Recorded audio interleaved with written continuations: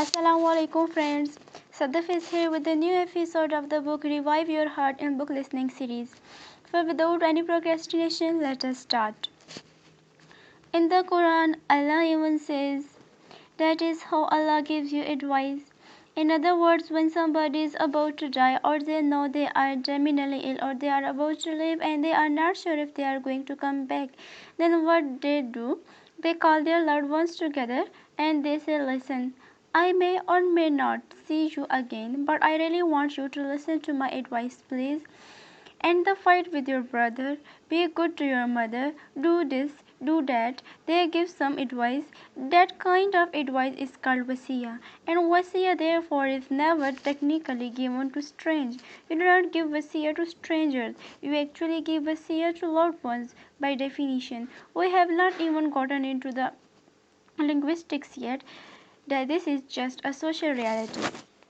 Wasiya is not technically given to strangers, it is given to people you care about, people that you love, people that are sad they are leaving them, and so there is a sense of urgency to want to hear what you said. They are going to drop everything. They are not going to be texting while you are giving the wasiya. They are not going to be on the phone like, yeah, I'm listening to both of you. No, no, no. They are not going to do that. They are not going to have the TV on. They are not going to give you 100% attention because you are about to give them a wasiya. And it is one of the most powerful memories in people's lives. Some people have had the trauma in their life. They have had a loved one passes away. They have been next to one loved one that passed away and remember the words of they said. They remember those parting words. They stay in their head for the rest of their lives. No, that is important. That is one dimension of Wasiya that I wanted to highlight first. There are the other dimensions that I will highlight, but I wanted to start with this one. Why? Because when Allah says, and when we translate them, enjoying each the truth, they are missing one fundamental reality. To tell somebody about the truth in keeping with the word wasiya, you have to love the ones you are telling. You have to love for the ones you are telling someone truth. A lot of times when we criticize under the banner of truth. I'm just speaking the truth, brother. But do you love the one you are speaking the truth about? Because if they are believer and you disagree with the other believer, we disagree with each other all the time, that is fine. But is your criticism, even if it is criticism, is first and foremost rooted in love, in concern? Do you care about them? And is that what is driving you to give this wasiya?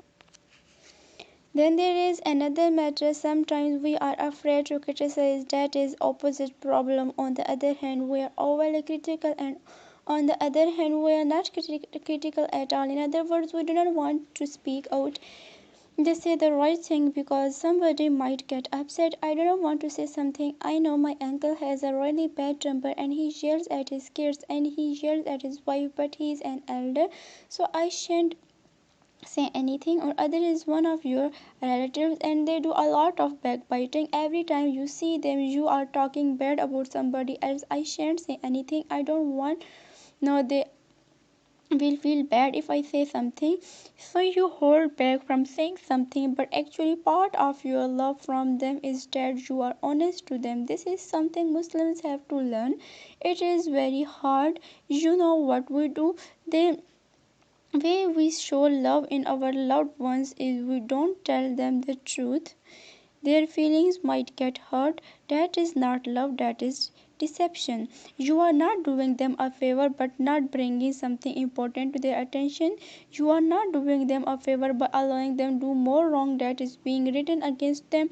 It is being reported. It is not like they are getting away with it. If you love them, you do not want them to get into more trouble. You want to help, but you know that the tone that you are going to take and I am to take, the time I will pick to give the advice, the sentiments with which I will carry it, the words I am going to choose, all of them will be governed by the love I have for them.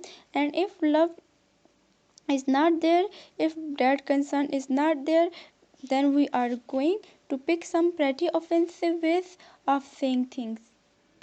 Your uncle has a temper problem and you walk up to him. By the way, I read a reminder today, uncle, and you have a real temper problem. You have a serious issue. I just wanted to fulfill my obligation to Surat al Asr and let you know.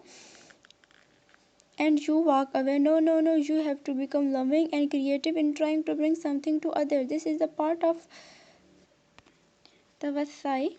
Uncle, I was wondering, I don't want you to be upset or anything, but I noticed your son was really sad the other day.